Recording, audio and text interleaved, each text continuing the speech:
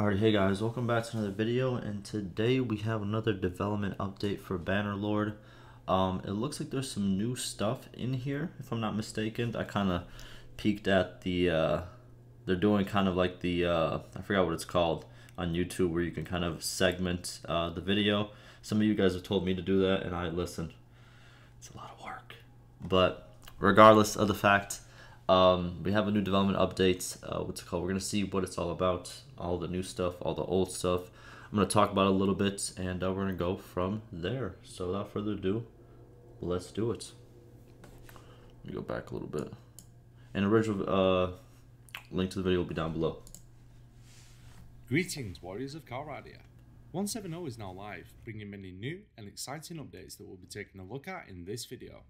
But just before we get to that, we want to inform you of a change to the save and load system that will render old save files incompatible with future updates, unless you act now.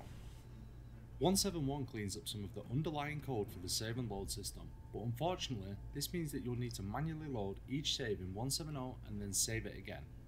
After doing that, you will be all set for future updates. If you're playing the game through Steam, you'll be able to do this at your own leisure by using the betas feature. But if you're playing the game through any other platform, you'll be unable to load all the save files after the next update, so please heed the warning and take a moment to update any saves that you really care about. There you go, we went over that. I made a little video about that, kind of like explained it the same way. Good for them for making it in their official development update, because obviously they have a bigger reach. So yeah, definitely do that if you want to keep some of your older saves. Okay, and now on to the fun stuff. Can you guys hear him? We have the battle terrain system that was first showcased in Development Update 7. Make sure to check out that video if you missed it the first time around to learn more about how the system works. But just to give you a quick rundown, we divided the world map into segments, with each segment having... Hold on, let me put his volume up just a little bit more. I don't know if you guys can hear him that well. ...its own scene assigned to it. When entering a battle, the system looks at the position and direction of the parties on the world map and uses this to determine the spawn points in the scene. The scenes are modelled on the world map terrain, allowing you to plan ahead and use the terrain to your advantage when positioning for an encounter. There's 72 different battle scenes for you to check out in 170, with even more to come in future updates. As you head into battle, you will be met with another substantial update that was discussed previously in the... Okay, yeah, so just talking about all the stuff that, yeah, this is all the stuff that was added. The no quarter, I don't think was added. But okay, yeah, battle terrain system, very good. A lot of new maps, more maps are coming. Excited for that. I'm actually excited for like other stuff that can come from it. You know what I mean? There's a lot of things that you can do with it. And there's probably a lot of guides that can be made for each certain map, which will be definitely cool to see. The order battle system, I know for all the formation boys out there, this right here, this was it. This was it. They're like, listen, finally, we finally got it. But I think this is pretty cool. The only thing I usually do with this is I put the archers in front, the infantry just a little bit back, so they can kind of, the archers have a straight line to shoot. Horses, I usually put them a little bit farther to the left, and horse archers like literally right here, so it's like a big archer line. You know what I mean? That's usually how I do it. But I still haven't had any huge battles where I have to like send them in and figure out all this extra stuff. But overall, I think it's a good addition. I think everybody can agree it's a good addition. Future Plans blog post. Order of Battle is a new strategic phase that takes place before each battle that allows you to assign captains and troops to formations. Using one or more filters, you can divide your troops into different formations by troop type, giving preference to shield, spear, throwing, and heavy troops. After positioning your... Yo, I didn't know that. I literally didn't know this. This right here with the shield. Okay, that's actually pretty cool. Never mind. Like, I really have not played, like, too much, like... I haven't played too much, like, around with all this. Usually when it comes to formations, I usually keep it simple. Even, like, the formations in-game, I only know, like, I want to say, like, 5 or 6 of them, right? I don't use all those, like, line, circle, this, and that. But, yeah, very cool. Formations, you can issue them with a command for when the battle starts. Finally, newly added formation cards show the number of troops, type, ammo, and morale for each formation. Good. During battle, you might notice some changes to the morale system that aim to improve the overall battle gameplay experience, such as range kills now providing morale to allies, adjustments to morale damage from kills and fleeing agents, and agents regaining up to half of their initial morale in battles. If you do manage to completely break your opponent and send them into full retreat, you can now press your advantage by ordering your troops to chase down fleeing enemies. The troops that are less likely to catch... Oh my god, you guys remember? This was, I don't know how long it's supposed to go, but one of the patches changed it so... because before it was like an automatic, you know? As soon as the battle ended, if they were retreating, your units always just attacked them regardless. They just kept fighting until they either fled or they were, you know, killed, right? But there was a patch that came out, and it pretty much changed this where they just did not attack fleeing units at all, and there was no command for it either. And everybody on the forum lost their mind. They were it was like, this is the worst update ever. I can't believe I can't do this one little feature. Jesus Christ, the worst game there ever was. People were going crazy. But now they just made it into a feature, like pretty much, you know, they're going to still stop, but you can actually give the command now. So it's kind of like a good medium. But yeah, I remember when that was going on. Catch up to the routing force will pause to celebrate their hard-earned victory, while the faster troops set off in pursuit. Next up, we have some much-awaited updates to sieges. Starting on the world map, we've increased the effectiveness of starvation as a siege tactic. This is really Garrisons good. will no longer die Really from good, really good. starvation. Instead, they become wounded and continue to consume food. You can see on the siege UI Really good, exactly actually. how much food is stored in the market and get a better idea of when starvation will kick in.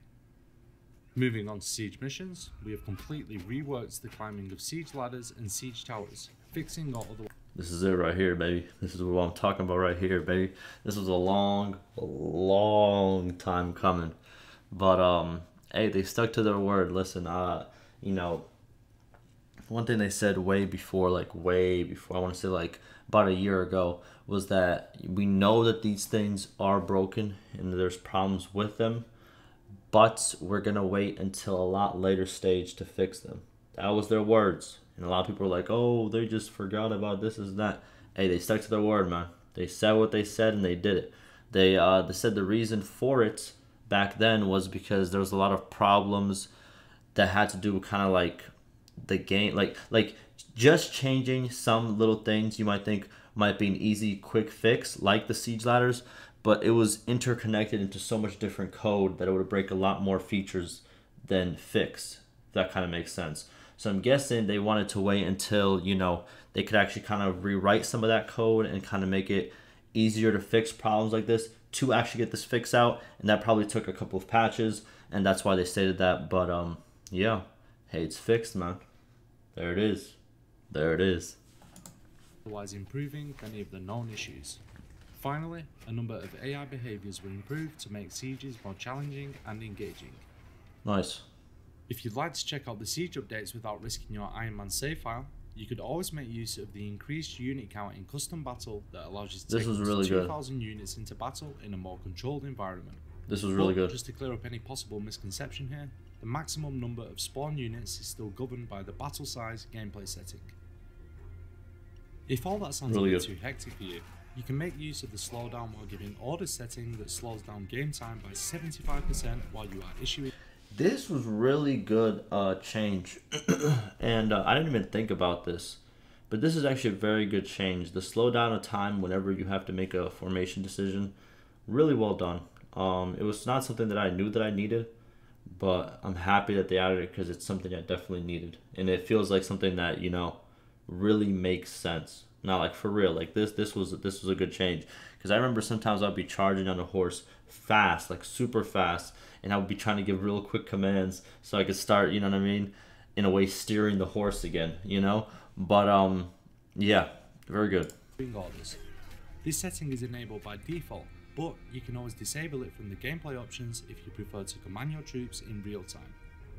Nah, it's pretty good. I think I should use it. And really challenge yourself, you could enable the new Hide Battle UI setting in the gameplay options to remove UI elements inside of battle missions. That's so cool. Like again, it's such a good little change. You can make like these little movies that people make with like some music in the background. You can like sit. Look, there's gonna be look. If someone wants to do like a YouTube channel and wants to have like a concept for it, remake famous battles that either you read about in books, you see in movies. Remake those battles in this game. You know what I mean? It doesn't have to be one for one, but you can kind of, you can remake some of them.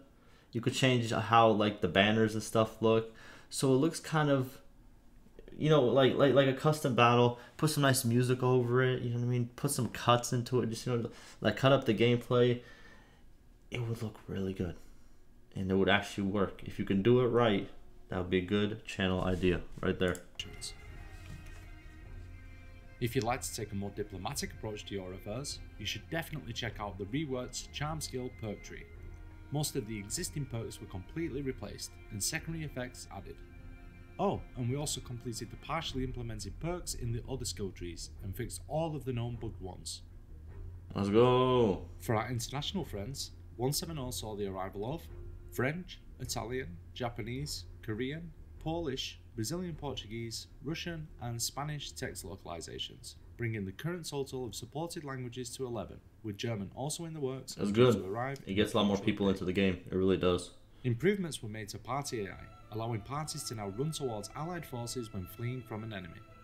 Weaker parties will no longer seek to engage stronger parties, and lords will now consider troop desertion when hiring new recruits. On the economy side of things, the overall prices of items were reduced, with higher tier items getting the biggest reductions. A number of UI updates were added, including a continue button on the launcher that lets you jump straight into your latest save game, more prominent quest markers, party speeds added to party nameplates, icons to show if a weapon is braceable or couchable, improvements to the save game screen, and many more. Nice. So it doesn't look like we're going to go over new stuff. That's tough. That is tough. No new spoilerinos, but that's okay. Setting was added that stops the game when the focus to the game window is lost. You can find this setting under gameplay in the options menu. Bastard swords can now be used single-handedly without a shield by using the alternate switch toggle while in two-handed mode. And of course, That's it cool. wouldn't be a development update video without some good old-fashioned souls. So here's 2 new armors for you to add to your collection. Nice.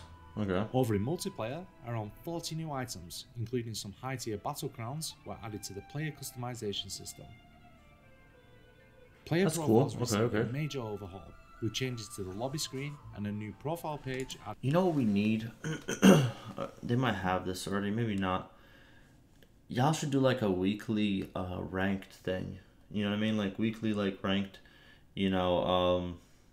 whoever gets to the top, like either if it's a team ranked or a single 1v1 ranked kind of like competition. And whoever gets to the top, they get like a little trophy or a little tick that says this week they were the winner, or that week they were the winner, like an MVP star for that week or something like that. They should add that. They should definitely add some statistics like kills, deaths, and all that. Like make the statistics kind of, you know how like for example how GTA does it. You know what I mean? How like I don't know about GTA multiplayer. I don't play that much multiplayer. But GTA single player, if you go into the settings and you look at the statistics, you see all of those like statistics. You know what I mean? Like all of them. Like how much time you spend on your phone, how much this and that, how much money you spent for this. They have just all these little things. And I feel like whenever games have that, it gives it a lot of depth, and it kind of, even though it's not super crazy, I feel like it does a lot. But yeah, and rankings. They need to get rankings, bro. They need to get to it, bro. I know. Listen, I like I said before, once the rankings come in and I could work towards like being ranked 1 or something like that, my multiplayer grind will begin. That is what I've said, and that's what I want to do. I still want to do it. Added in place of the old social tab. Through this screen, you can see a more detailed breakdown of your player stats, access your badges, see your clan information, and access your Bannerlord friend features. You can even navigate. Okay, so yeah, they have some of these, but I want to see deaths. I want to see, you know what I mean? We need more. We need more. This is a good start, but we need more. It's your friends and clan members' profiles to check out their stats. It's also cool.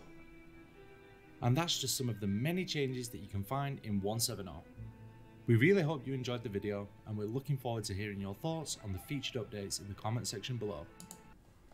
overall, very good updates. Can't wait to see what we have next. Yeah, really good stuff. Really good stuff. Something that I have seen also on Steam, the game has went up in player count by a good margin and stayed there too. No, usually after an update it goes up, then it kind of slightly goes back down to the people who play this every day. But the daily people have jumped up. I want to say like 25-30%, and have stayed at that mark for I want to say like a week, two, maybe three now, and they have consistently been there now. So welcome all the new people. Yeah, the game is starting to feel obviously there's always more stuff you can add, but it's starting to feel pretty complete. You know what I mean? Pretty well off. Obviously there's still some stuff missing, but overall we're getting there. We're getting there. So it's good to see. It really is good to see, because there's a lot of uh, messy games out there now, and a lot of messy games that just keep coming out. But it's and if we're honest, Bannerlord did come out a little bit messy for sure. You know what I'm saying? There's a lot of messes there too, but they brought it back. You know what I mean? They brought it back and made it into I think a better game overall. But let me know what you guys think about all the changes. I think they're pretty good. You know what I mean? Pretty solid. And yeah. Hey, listen. If anybody on the dev team is watching this, you know what I mean? Listen. Give us some spoilers, man. Give me a teaser, man. Tease me a little bit. You know what I mean? Come on, man. Listen, I want to see some of the new stuff that's coming out. But yeah, I'm excited nonetheless. All right. I'll see you guys. Stay safe.